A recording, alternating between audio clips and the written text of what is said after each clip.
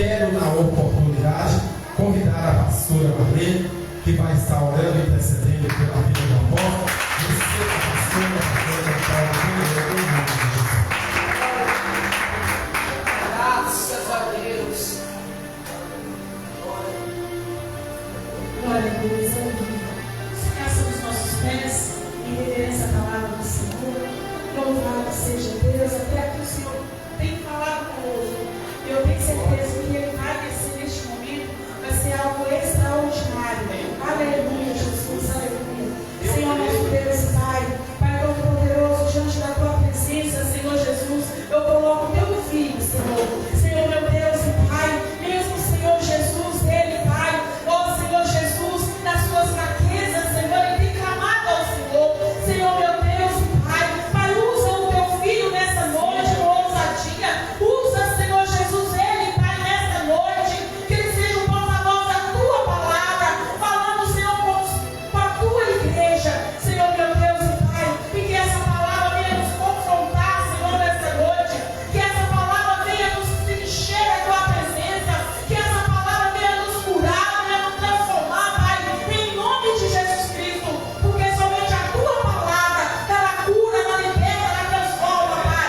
Senhor, meu Deus e Pai, guarda, Senhor Jesus, os filhos dele, guarda, Senhor Jesus, a parentela dele, Pai, enquanto ele estiver orando, aqui pregando a Tua palavra, Senhor, envia, Senhor Jesus, anjos ao redor dos Teus filhos, Senhor, em nome de Jesus Cristo.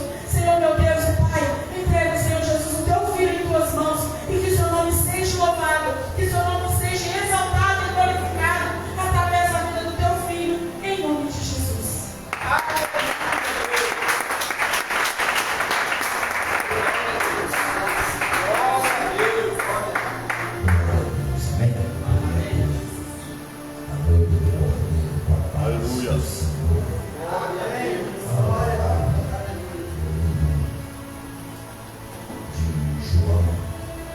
Graças a Deus. Glória.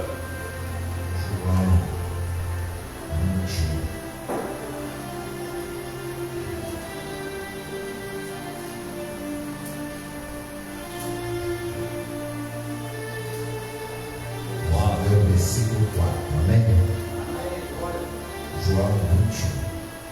Louvado é o nome de Deus. Aleluia.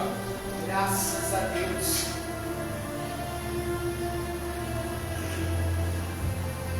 Todos encontraram? Diz o texto: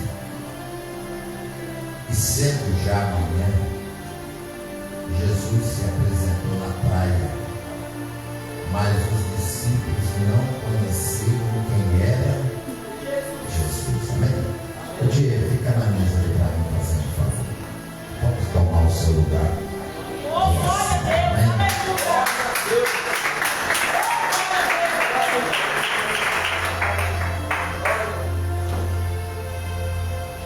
A palavra do Senhor,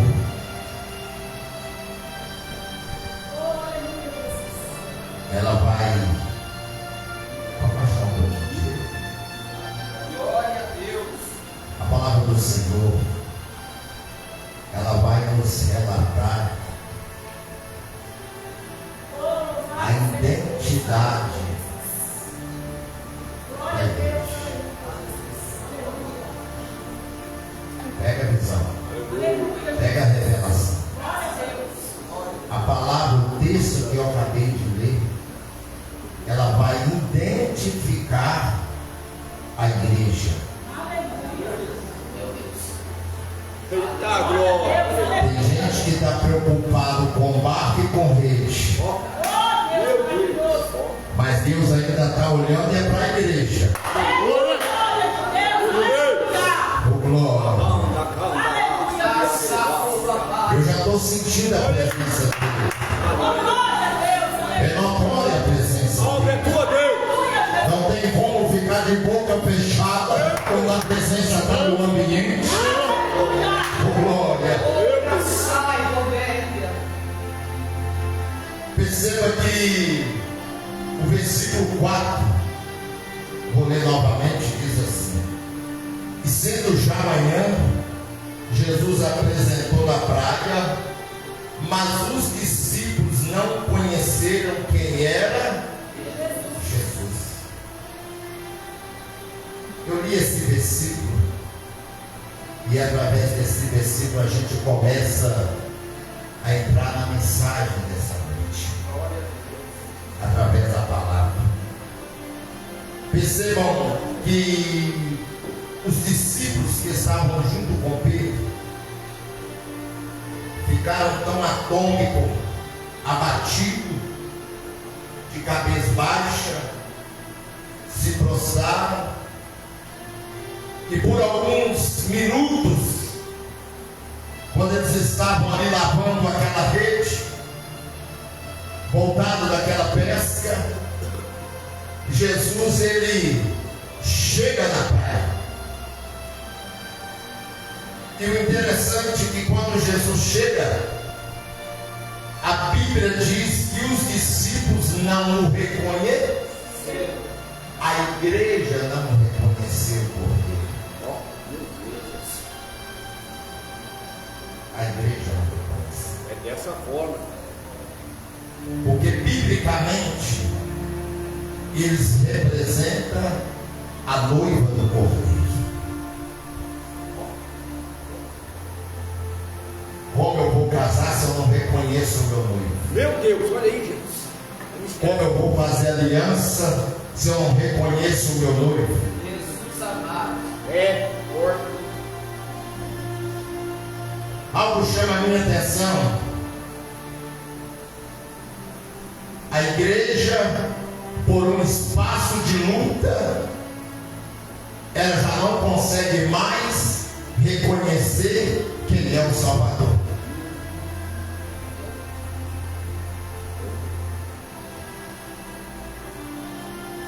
Aonde estaria o problema? Na rede, no barco, no mar?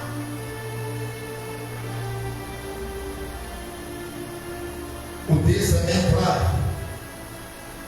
E os discípulos não conheceram quem era Jesus.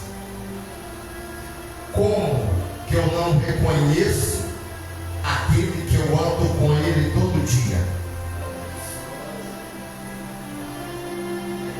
Que situação estava acontecendo na vida dos discípulos que eles não conseguiram enxergar que era Jesus?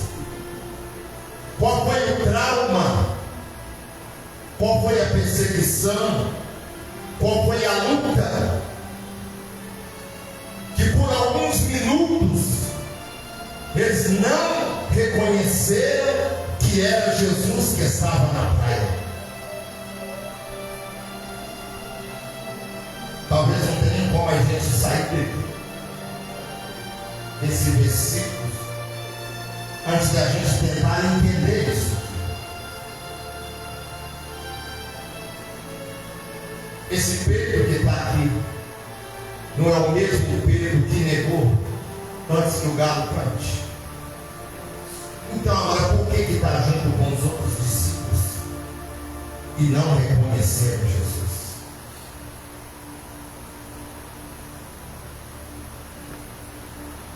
A gente começa a entender algo aqui nessa noite. Temos duas naturezas. Uma espiritual e a outra carnal. Se eu preocupo só com a minha carne,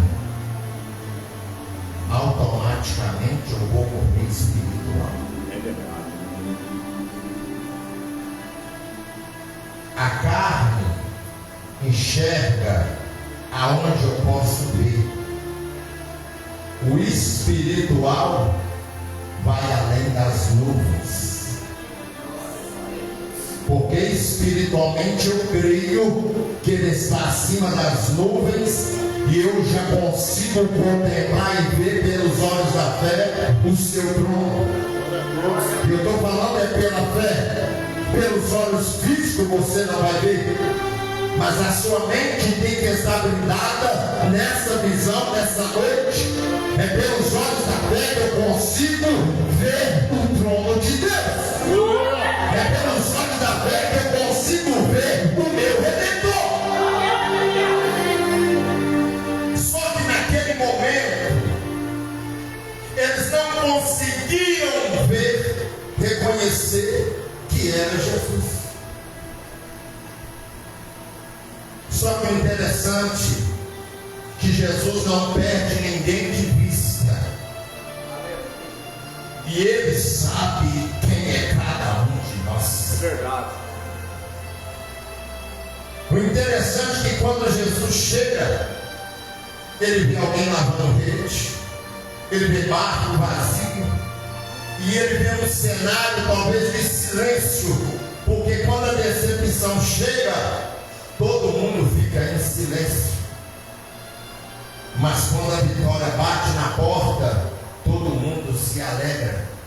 É motivo de festa, de barulho. Só que ali estava um momento de tristeza. E Jesus chegou no momento mais difícil da vida deles. Porque outrora, aqueles que subiram no barco é aqueles que estavam ao lado de Jesus. Outrora, aqueles que tiveram decepção é aqueles que viveram o momento da tempestade em alto mar. E eles pôde contemplar de ele que quando o vento era contrário, Jesus ele veio andando sobre as águas. Eles tiveram uma experiência. Jesus andando sobre as águas, subindo no mar com Pedro e acalmando a tempestade. Mas ao longo do tempo, decide-se ir pescar. Mas como que eu vou pescar? Se quando ele estava lá na praia, ele me chamou para ser pescador de homem. E eu aceitei a proposta dele. Só que Jesus vai ao Calvário, vai ao madeiro, desce ele, coloca ao sepulcro. Todo mundo dá aquilo por acabado. E agora Pedro toma a sua decisão, juntamente com os discípulos. Saíram para pesca. Mas eu não te arranquei desse mar, eu não te arranquei dessa trajetória. Por que você está voltando para lá? Aí algo vai chamar a minha atenção. Jesus ele é sábio. Eles não pegam nada. A decepção é grande. Jesus ressuscita ao terceiro. Enquanto Jesus está ressuscitando, tem alguém lá no meio do mar só jogando rede. E não está pegando nada. Não sabendo que eles que estão lá no barco não estão vendo que ele está se colocando de pé. Mas aquele que se coloca de pé já enxergou aquele que está em alto mar. E Jesus vai em busca deles. Quando Jesus chega, rede vazia, decepção, barco vazio. Esse é o período que cada um de nós podemos passar. É o período onde muitas das vezes a nossa alma fragilizada, ferida, muitas das vezes a fraqueza bate em nós, nos sentimos para baixo, sem força, parece que tudo acabou, parece que não vale, parece que não chega, o que parecia dar certo passa a dar errado, e a gente fica sem entender em nossa volta como que o vento começa a soprar, tentando tirar nossa esperança,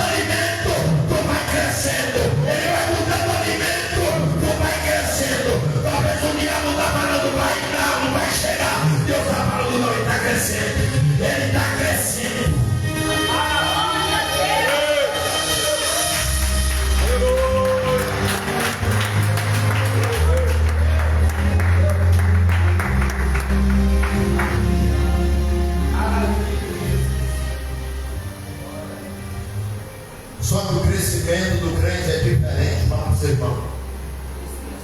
Ih, mas vocês estão fraquinhos demais. Vocês almoçaram hoje? Vocês almoçaram? O crescimento do crente é diferente.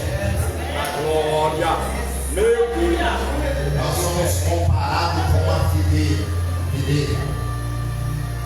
Então vamos para a parte que nos interessa. O crente, o crescimento dele é a base da raiz. A estrutura na vida do crente não é a condição que ele chega na igreja, mas é a condição que ele suporta na igreja. Nem todos que estão aqui têm raízes. Porque qualquer vento que sopra, a gente quer desistir, a gente quer parar.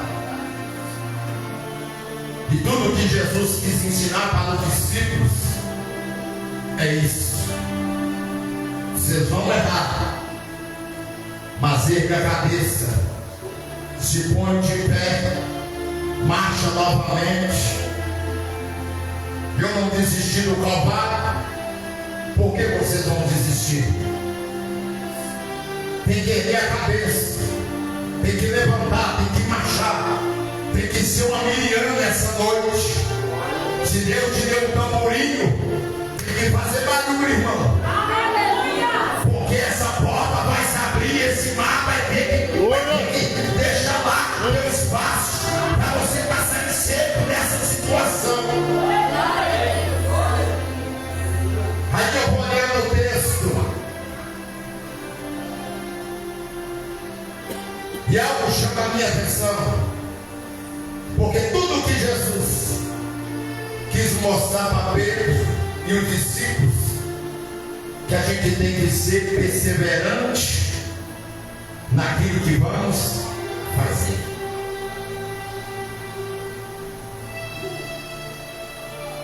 Eu pago o preço dos meus filhos 50 anos. E eu nunca passou pela minha mente que Deus não vai fazer. E aí? E você está querendo que Deus faça um estado de Deus? Calma. Sabe qual é o segredo? Eles não estão aqui. Mas eu estou na minha posição.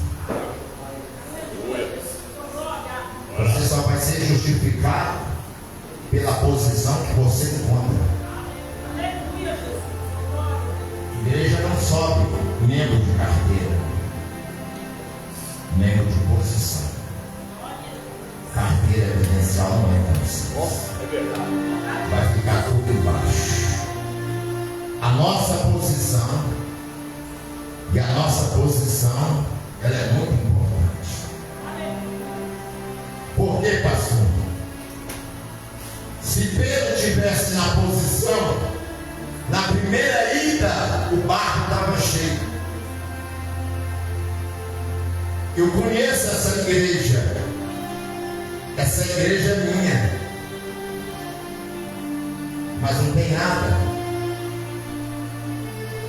Foi lá em alto mar e não pegou nada. Aí se você olhar o texto, você vai ver que quem tomou essa decisão? Pedro. Vou pescar. E os discípulos falaram: nós vamos contigo. Ele encontrou força para ir fazer algo aonde muitas das vezes o Senhor não está. Mas o interessante desse texto é que a gente tem que ver o amor, a misericórdia de Deus sobre a igreja. Você não é igreja por acaso. Não é por causa de uma falha que você vai deixar de ser igreja. Não é por causa de um pecado que você vai ser condenado, não. Jesus falou para perdoar 70 vezes 7, não é? nessa noite, se Ele, que é o nosso Pai, nos perdoa, então nós vamos sempre ter uma oportunidade para nos colocar de cabeça erguida. Até agora o meu barco está vazio, as redes estão lavadas, a expressão é que desistiu. Muitas das vezes o diabo vai tentar nos vencer pelo cansaço, vai tentar nos vencer pelo barco vazio. Está tendo opressão, desânimo, está entendendo? A igreja passa esse período, a igreja é bombardeada, mas o diabo não permanece sobre a boca do cordeiro. Pode ser como Jerusalém, pode derrubar os muros, mas ainda eu creio que ainda tem Neemias para reconstruir essa cidade.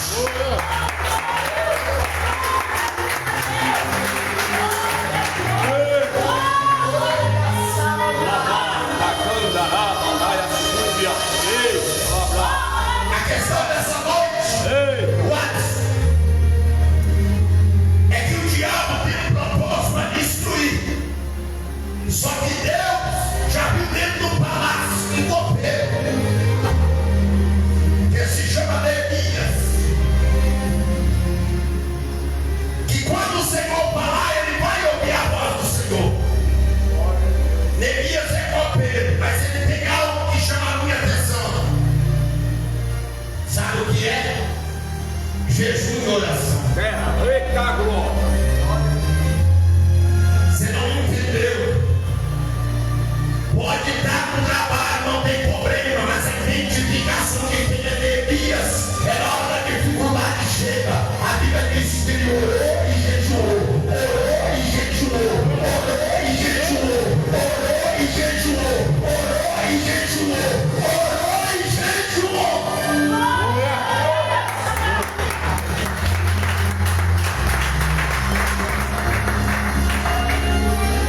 Eu quero a vitória. E o preço? Aonde ficou o preço? Como que Deus vai dar a nossa vitória? Nós já ganhamos na cruz. Mas tem algo que agora vai depender de nós. A Bíblia diz que certa caça de demônio, ela só sai com jejum e oração. Eu já passei, foi anos orando, jejum, por libertação de pessoas. Muitas das vezes a gente quer colocar aqui e quer ver Deus fazer aqui. Mas como que Deus vai fazer no meio de uma geração que está aprisionada?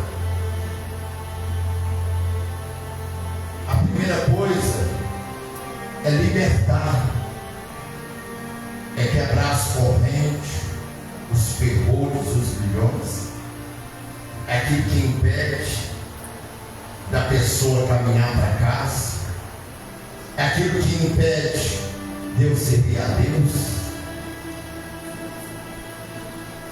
Porque se Deus é na nossa vida, na condição que a gente se encontra, quem vai ganhar é o diabo. É por isso que nós somos trabalhados e quebrados dessa forma. Você fala assim, mas como que pode? Estou fazendo tudo para servir a Deus e a luta dobrou, tudo piorou. Eu vou para a casa do Senhor, mas aí você está no caminho certo, irmão. Aí você não está entendendo a visão. Quem que falou que quando você estiver na Alice nos Países das Maravilhas vai dar tudo certo para a sua vida? O diabo está lá preparado com o anzol para te arrebentar o ser todo. Mas nessa situação que está aí, está dando tudo certo. Quando você se coloca diante do Cordeiro, a Bíblia vai nos instruir, nos ensinar que Deus dará ordem aos seus anjos ao nosso. Quando Deus dá ordem aos anjos, o inferno também se levanta. Aí se trava uma batalha. Poder de oração trava a batalha no mundo espiritual.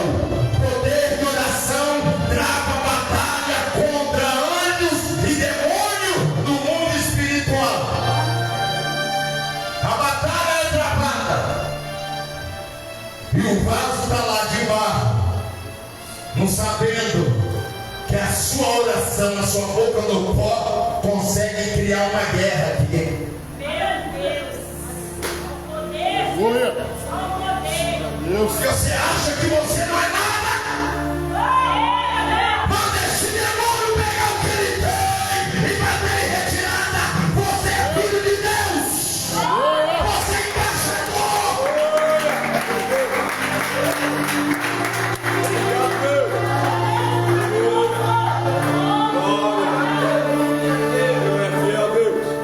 Maravilha, meu Pai. Deus Santo. Daniel, ele orava 36 anos.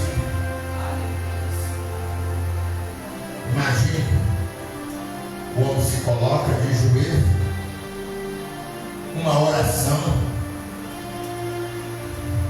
ela sobe, quando ela chega aqui, ai, ai, ai.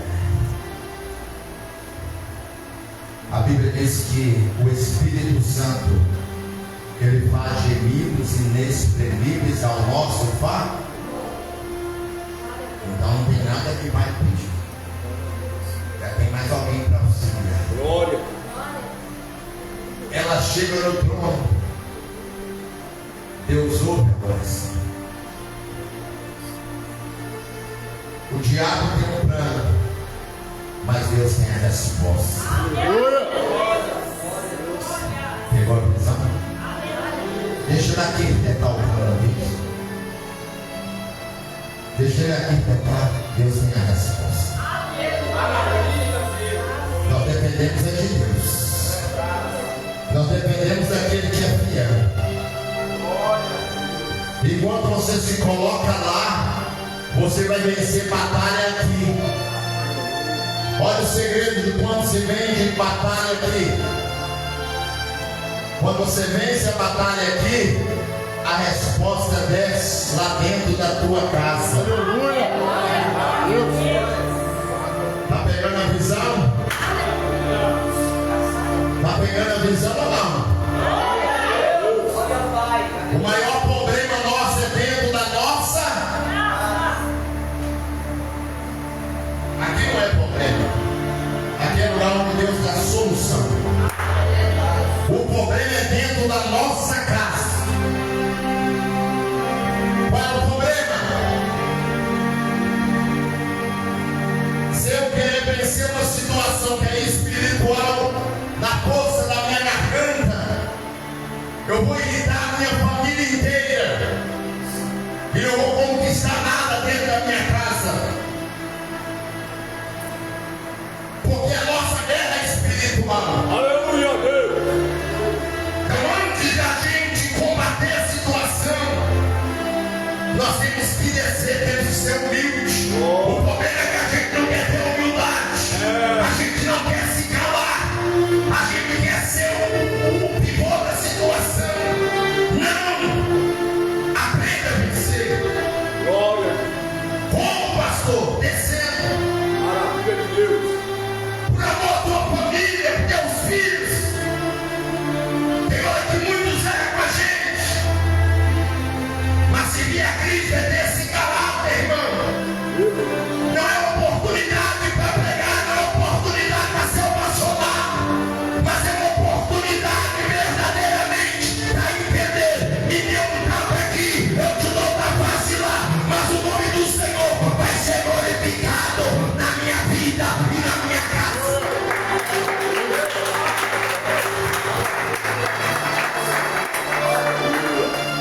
Aleluia, Deus. Louvado seja Deus.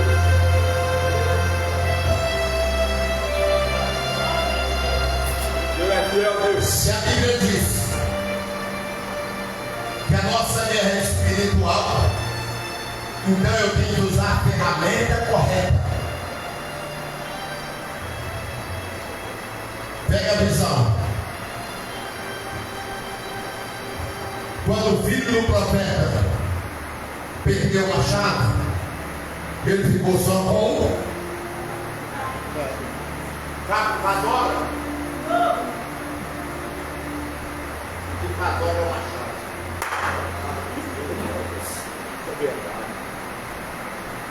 Só sobrou a madeira. Como que eu vou derrubar esse gigante se eu só estou com a madeira na mão? Aí é necessário pegar na ferramenta de...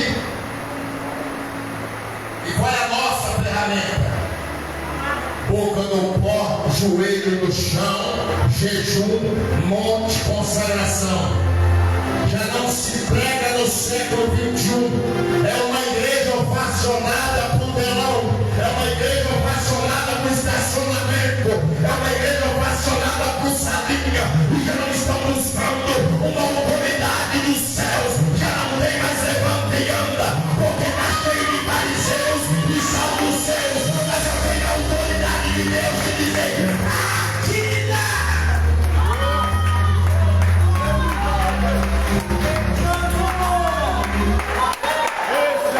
Olha para o seu irmão, diga: ele é rei. E você é servo. Segura a mão do seu irmão, olha para ele, meu irmão. Escuta o que Deus está falando com você hoje aqui. Ele é rei e você é servo. Ele é grande e você é pequeno. Ele tem o controle da situação. Mas quando o camarada quer tirar o nariz e achar que ele é alguma coisa, eu vejo Deus falando para ele: não, você não é melhor. Você não é melhor. Mas eu te escolhi. Não é o teu saber. Não é o teu querer. Mas eu te escolhi. Pega a visão.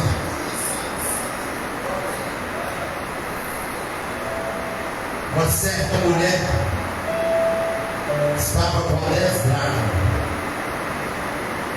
e ela perdeu.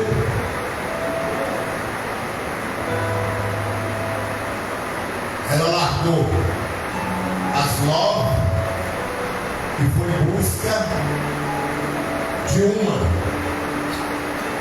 Esse é o perigo da vida do crente. A gente se acomoda. Os valores foram perdidos dentro de casa. Meu Deus. E a gente empurra com a barriga. Olha aí. Porque a gente quer colocar as coisas para Deus resolver aquilo que eu tenho que resolver. Quem perdeu a dracma foi a mulher. Só que da mesma maneira que precisa de ferramenta para vencer dentro de casa, ela também precisou de ferramenta. Ela precisou de uma candeia. Porque o crente não anda no escuro. Ele anda iluminado. Glória a Deus. E a Bíblia diz que ela também pegou uma vassoura. Porque no limite da força do seu braço nessa guerra, você perde. Mas quando você chama Espírito Santo, me ajuda, o Espírito Santo vai pôr a mão aonde você não consegue colocar. Se foi perto dentro de casa, ela mesma que vai encontrar essa dracma. Porque aquela dracma tem um valor. E a mesma coisa, você que está aqui, você também tem valor para Deus. Talvez tem pessoas que não te valorizam da forma que era para se valorizar. Mas Deus não. Ele continua te amando da mesma maneira. O amor dele não mudou. Não. Ele é fiel. O mesmo que chegou na praia e falou: volta novamente em alto mar. Leva o barco, leva a rede. Vai juntamente aos discípulos. E chega lá no mesmo local. E joga a rede à direita do barco. Eles agora estão em alto mar. Quem está falando na praia é Jesus. Com glória. Por que Jesus encheu o barco? Porque Jesus fez voltar novamente. Simplesmente para ensinar eles que, independente da situação, temos que ser totalmente dependentes de Deus. Só para isso. Eu vou encher para eles saber que tem que ser dependente. Porque para mim encher esse barco, não precisava nem eu colocar em alto mar. Se eu mandasse os peixes pular de lá para cá, eu ia encher da mesma maneira. Porque quem faz a obra é Deus. Ele faz da maneira dele, da forma dele. Ele poderia fazer dessa forma, mas ele conduz novamente. Porque enquanto você está na praia, você está de cabeça baixa. Não tem ninguém que pega na tua mão que te ajuda nesse problema que tu está atravessando. Mas quando Jesus chega, ele vai dar uma palavra de impulso. Ei, pega esse barco, pega essa rede que ele está falando. Por que você quer desistir? Por que você quer parar? Volta lá em alto mar, porque eu vou te entregar a vitória.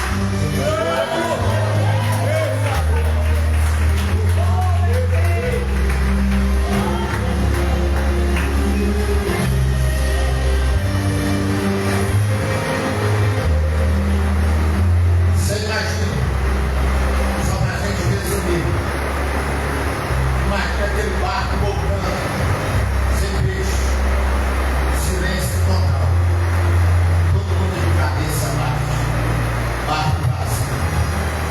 Agora você imagina um barco vazio novamente voltando para alto mar, perante a palavra de Jesus. Que alegria que eles não foram correndo ali para lá. De que forma que eles não foram para lá? Porque eles sabiam que quem estava ali era Jesus. A pesca está garantida.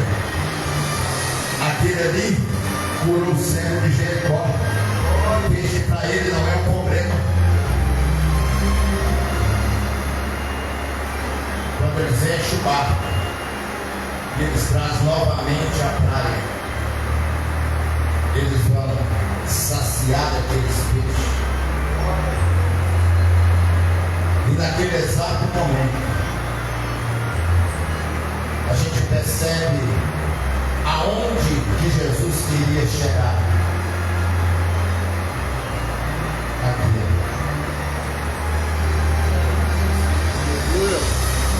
Eu não estou preocupado com peixe, com barco, nem com peixe. Você está enganado, pastor. Você está enganado. Eu estou preocupado aqui com o que está no seu coração. Enquanto o homem está querendo contar as moedas, enquanto o homem está querendo abraçar o mundo inteiro, Jesus está falando: eu quero ver o que está no teu coração. Eu te chamei para quê? Para apacentar as minhas ovelhas. Você está fazendo? Senhor, sabe se eu te amo? Será que me ama, Pedro? Então vou insistir novamente: apacenta as minhas ovelhas. Pedro chorando: Senhor, mas tu sabes, Senhor, eu te amo. Jesus não está duvidando. Mas novamente, pela terceira vez, ele fala: apacenta as minhas ovelhas. Sabe o que Jesus estava falando para Pedro? Acabou a sua pesca em alto mar. Acabou os peixes hoje, Pedro. Acabou o seu barco. A partir de hoje é diferente. É o Espírito Santo que vai te tomar e te conduzir. E aonde tu chegar e abrir a tua boca, muitos vão entregar a vida a mim, Deus. Pedro saiu marcado da praia, mas não foi marcado para ganhar dinheiro, foi marcado para ganhar alma, foi marcado para fazer a obra, foi marcado para glorificar o nome do Senhor.